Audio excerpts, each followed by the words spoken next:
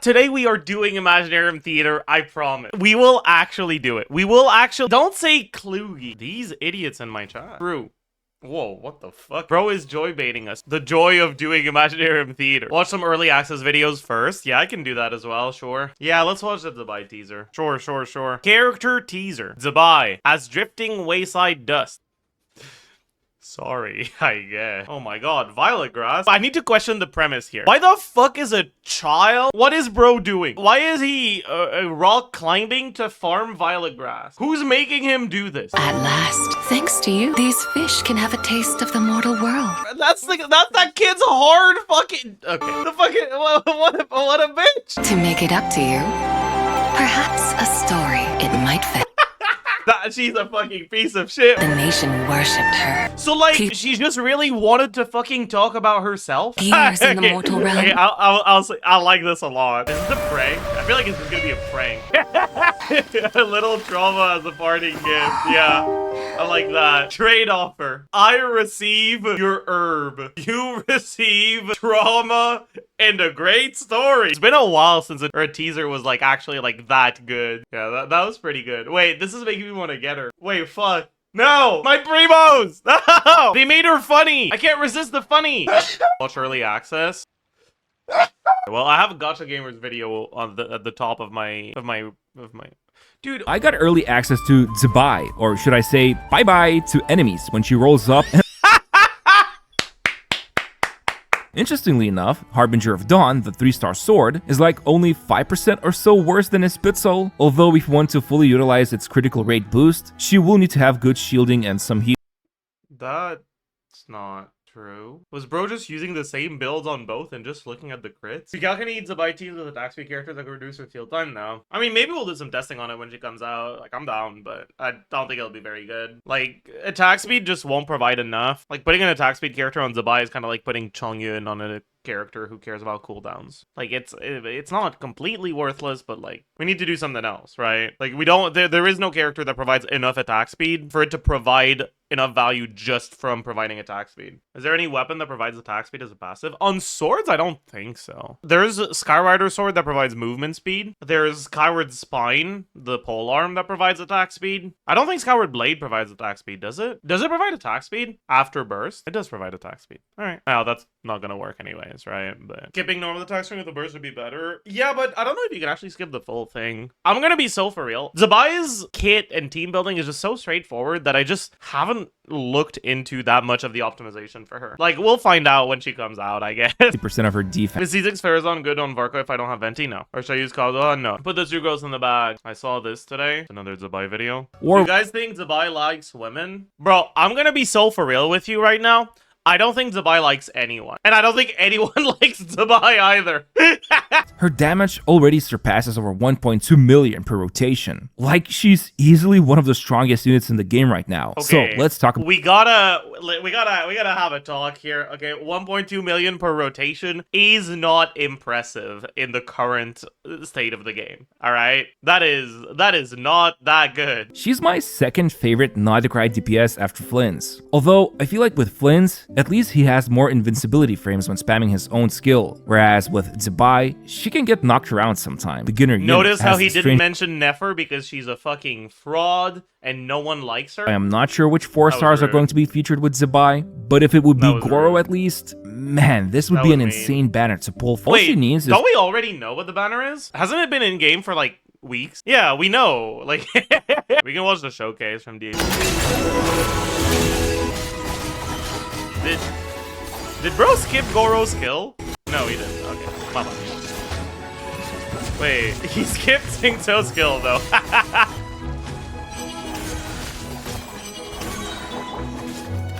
Dude, why are the fucking horse noses so bad, man? Do you actually have faith in the Linnea LC support leaks?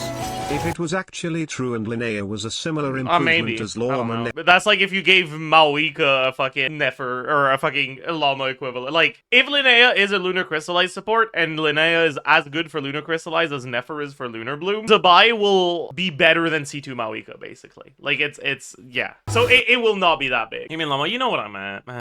Fuck. Words are hard, okay? I mean, okay, I feel like that we got the idea. Recently started playing in pull Colombina. Should I pull for Enough or for Zibai? You can go for either, honestly. Very, very short term. The biggest issue with Zibai is that if you just started playing, you probably don't have the like 5 stars that are good with her, and the 4 stars that are good with her are pretty constellation dependent. So if you get unlucky on the banner, you're gonna feel like shit. So like if you're a new player and you're thinking, okay, well, I want to have some good teams, right? And I want to get like maybe 3 5 stars on the team. I think going for C1 Zibai is actually not a bad idea because you can actually build a full functioning team with it. But if you only want to go for like 2 5 stars on the team, I don't know if I would want to go for Zibai over something else. Did he do IT yet?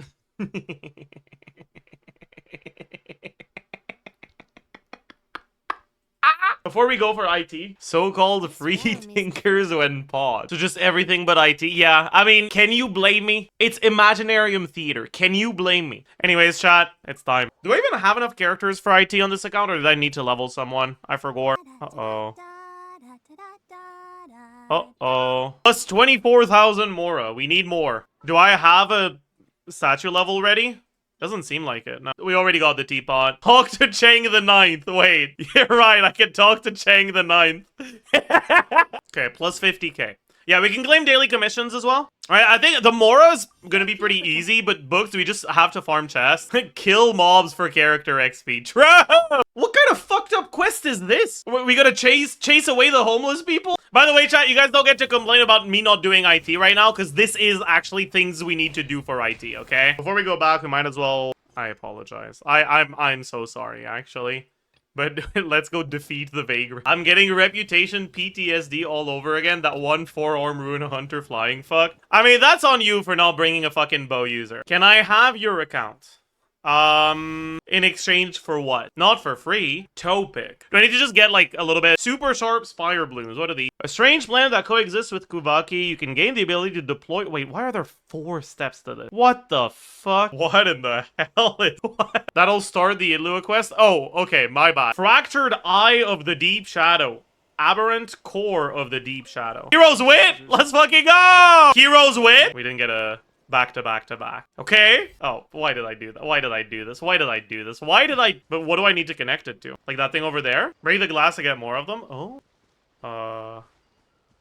Oh. Like this? Ooh. Hard to watch. Listen, okay? I skipped through the tutorials to give you guys better content. No Hero's Wit? What? What the fuck? Check the dig spot. What the fuck do you mean by dig spot? There's a dig spot? I believe here. You better give me a few. Okay, bet. Is that enough to uncurse Sethos? No! Am I supposed to do something specific with these guys being marked? Maybe. I don't know. Inefa, what are you doing? No. Not to be sniffed at. Did he say not to be sniffed at? Flins, what the fuck are you doing? Enter the tower? Oh, that's a quest. Whatever. It's fine. Where are they going? It's a multi-region 2-part quest. It takes 4 hours. Okay, never mind. We're getting there, chat. We're getting there. Why did this guy have a boss HP bar? It was to foreshadow the Hero's Wit. So open. Ooh. Hero's Wit. Come on, I believe. That's not a Hero's Wit.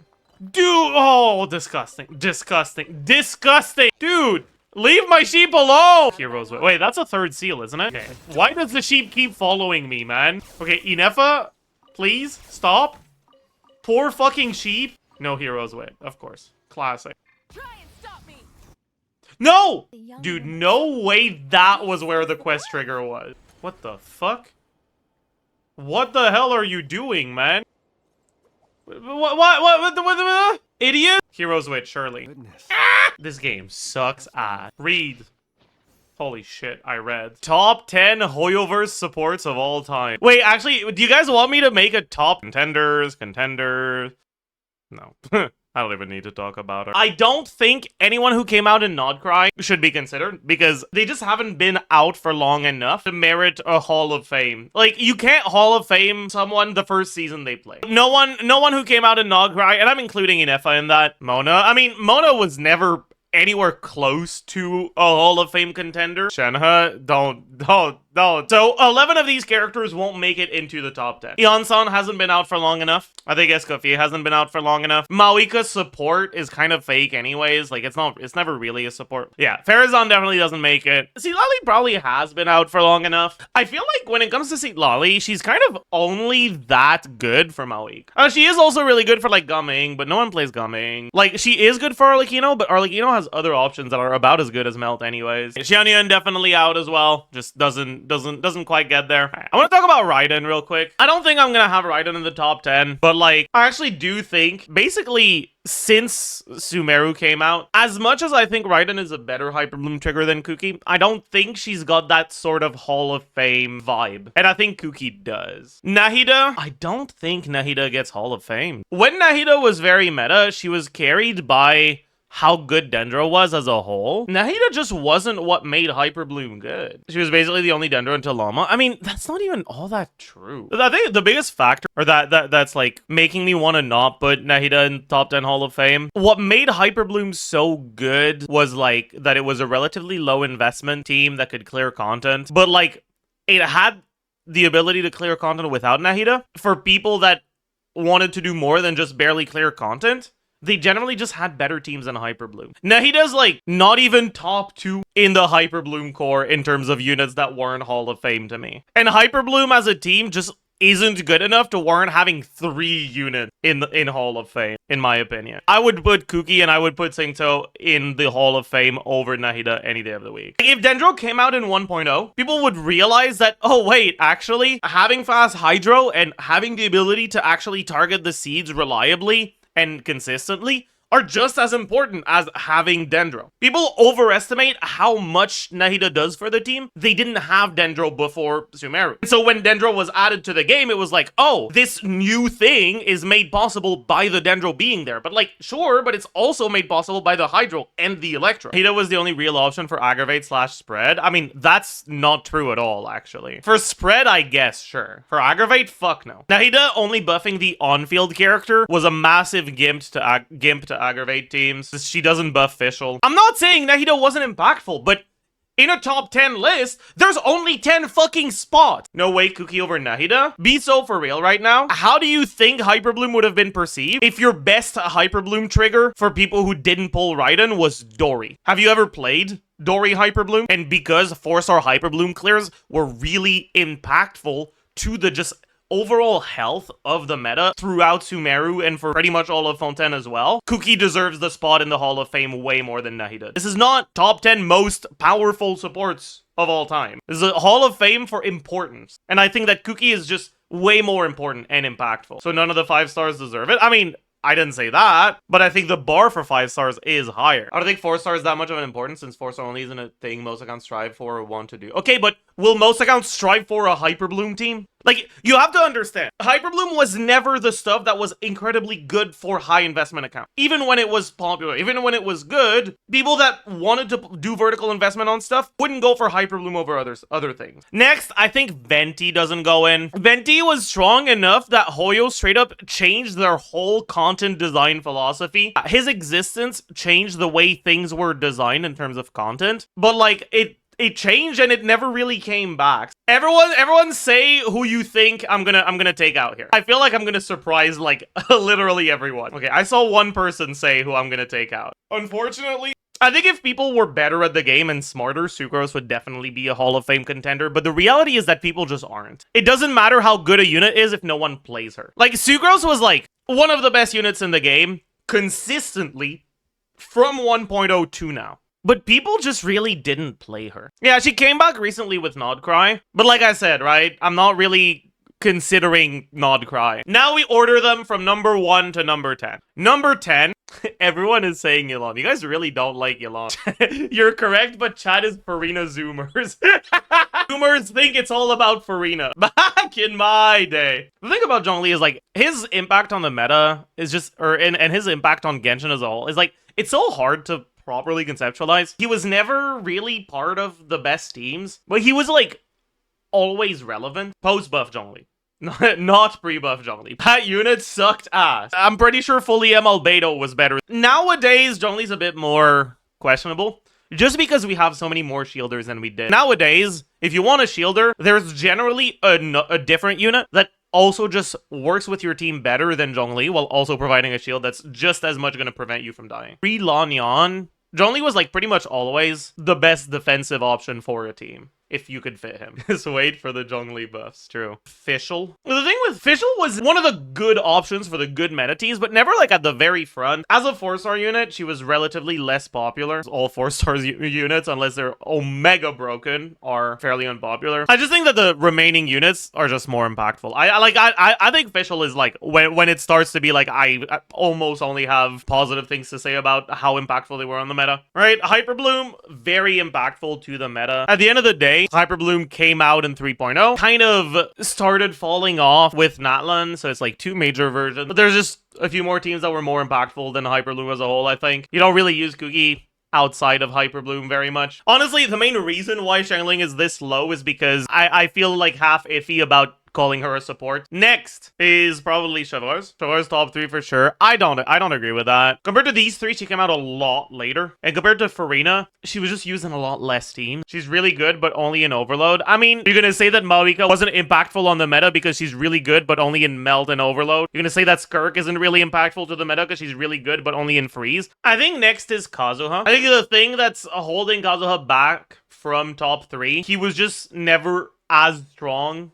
at his peak as the remaining 3. Like, Sucrose isn't being included in the top 10 list, but her impact can be felt. Number 3 is Xingqiu. This might surprise some of you guys. I'm putting Xingqiu below Farina. I think if people were better at the game, Xingqiu probably would be above Farina. But Xingqiu is this high, and for sure this high. The best unit in the game for a fairly long period. He was incredibly impactful to the teams that were meta relevant for a long ass time. Yelan has slower Hydro App? Yeah, way slower. Is Yelan C2 less? Yeah, Yelan C2 is still less Hydro App than Xingqiu. Number 2 is Farina. As much as I don't think Farina, just in terms of power, is like all that amazing, the reality is that they have kind of designed units that came out after her around her. Nowadays, Farina's only really part of the premium teams for Skirk and like Nevilette, but outside of the crab this Stygian, no one plays Nevilette. Let's be so for real. And yeah, finally, like, I don't think I need to explain anything about this. Even if they straight up never make an attack scaler again, I think Bennett is staying top 1 Hall of Fame at least for another 5 years. It's gonna take 5 years for someone to be as relevant for 5 years as Bennett was.